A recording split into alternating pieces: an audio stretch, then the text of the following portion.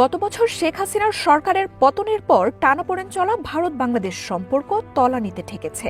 নিরাপত্তার শঙ্কায় এক দেশ অপর দেশে ভিসা কার্যক্রম বন্ধ করছে, পাল্টাপাল্টি তলব করা হচ্ছে শীর্ষ কূটনীতিকদের।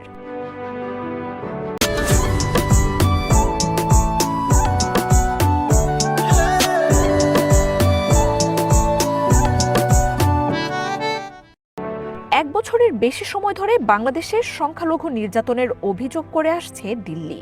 অপরদিকে ভারতে বসে শেখ হাসিনার উস্কানিমূলক বক্তব্য, বাংলাদেশের বিরুদ্ধে দেশটির গণমাধ্যমে গুজব ও প্রচারণা বন্ধের আহ্বান জানিয়ে আসছে ঢাকা। মানবতা বিরোধী অপরাধে দণ্ডপ্রাপ্ত আওয়ামী লীগ নেতাদের ফেরত দিতেও দাবি জানিয়ে আসছে অন্তর্বর্তী সরকার। তবে এমন টানাপোড়েনের মধ্যেই সম্প্রতি সন্ত্রাসী হামলায় ইনকিলাব মঞ্চের মুখপাত্র ওসমান হাদির মৃত্যু এবং অভিযুক্তদের ভারতে পালিয়ে যাওয়ার অভিযোগে পরিস্থিতির আরও অবনতি হয়।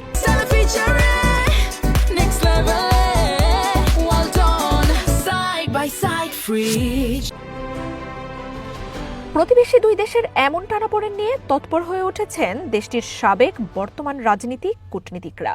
বাংলাদেশ পরিস্থিতিকে অত্যন্ত স্পর্শকাতর ও বিপজ্জনক বলে মন্তব্য করেছেন ভারতের সাবেক কূটনীতিক অনিল ত্রিগুনায়াত। তিনি বলেন, বাংলাদেশের সংখ্যালঘুদের নিরাপত্তা ও দেশের আইনশৃঙ্খলা পরিস্থিতি এখন আর এড়িয়ে যাওয়ার মতো নয়। ফেব্রুয়ারির নির্বাচনের মাধ্যমে বাংলাদেশের স্থিতিশীলতা ফিরবে বলে আশা প্রকাশ করেন তিনি। সাবেক এই কূটনীতিক বলেন, বাংলাদেশের স্বাধীনতা অর্জনে ভারত সমর্থন দিয়েছে, আর তাই বাংলাদেশের ভূখণ্ড ভারতের বিরুদ্ধে ব্যবহার যেন না হয় সেই প্রত্যাশা জানান তিনি।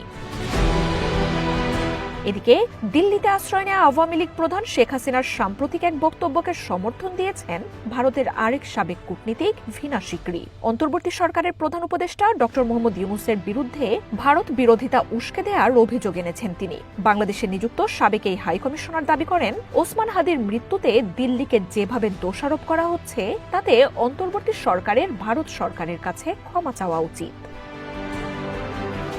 ভীনা সিকরি জানান, বাংলাদেশের পুলিশও ওসমান হাদির হামলাকারীদের ভারতে আসার বিষয় নিশ্চিত করেনি। অন্তর্বর্তী সরকারের বিরুদ্ধে ভারত বিরোধিতার অভিযোগ এনে তীব্র সমালোচনা করেন তিনি।